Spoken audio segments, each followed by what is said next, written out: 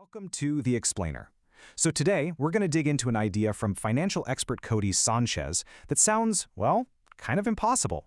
How you can buy a profitable business for, yes, literally $0 down. This is all about shifting from feeling stuck in a job to actually owning your future. Okay, this quote right here, it really gets to the heart of the matter. What Codie Sanchez is saying is that so many of us spend our lives building someone else's dream.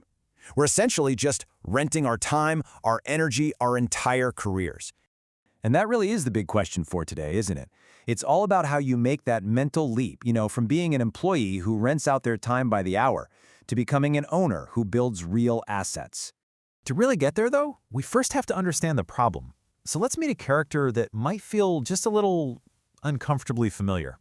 Codie calls this person Working John. And you know this person.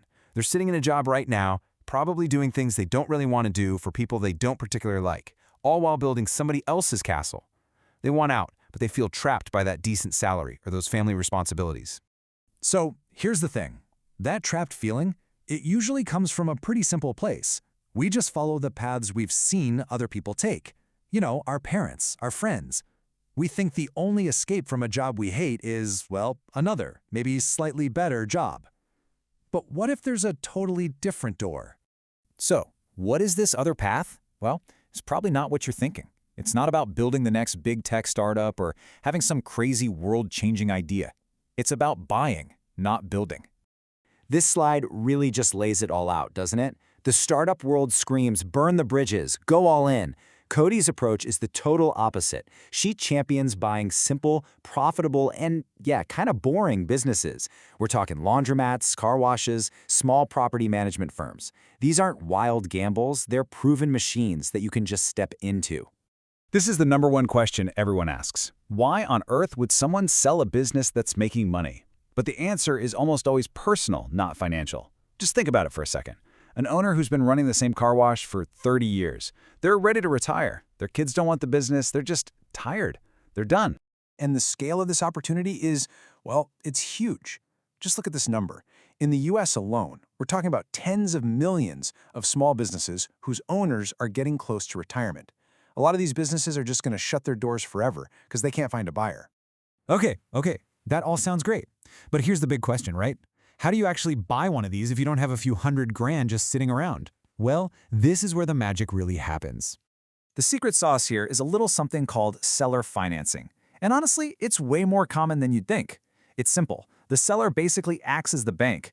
They let you pay them for the business over a few years using the money that the business itself is already making.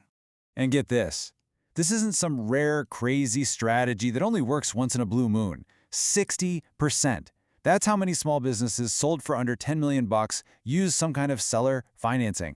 It's just how these deals get done. It's the standard. So the process is a perfect win-win.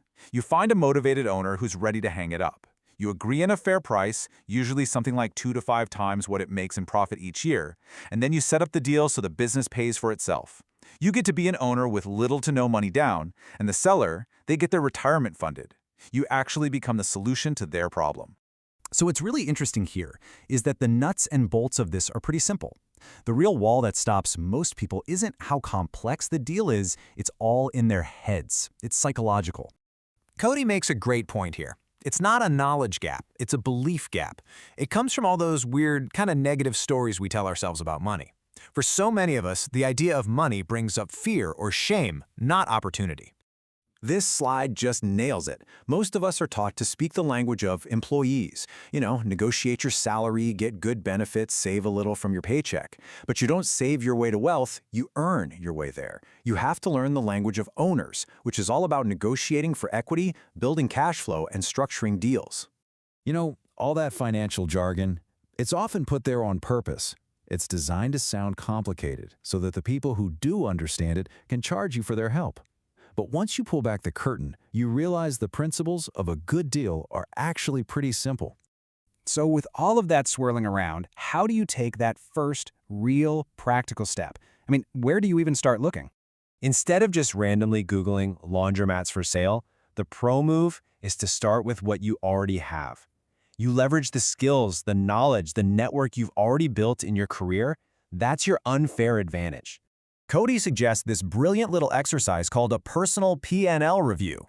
Just look at your own expenses or the expenses of the company you work for.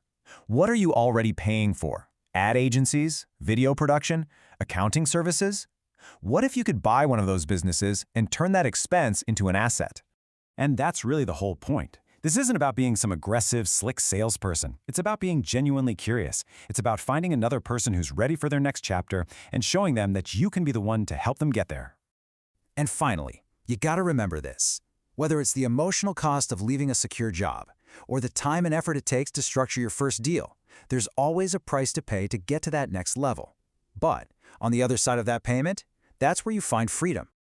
So here's the big takeaway from all this. Every single business you interact with day to day, the coffee shop on your corner, the marketing agency your company uses, it's all potentially for sale. The world of ownership isn't some exclusive club. It's just a different language. And the only real question is, are you ready to start learning how to speak it?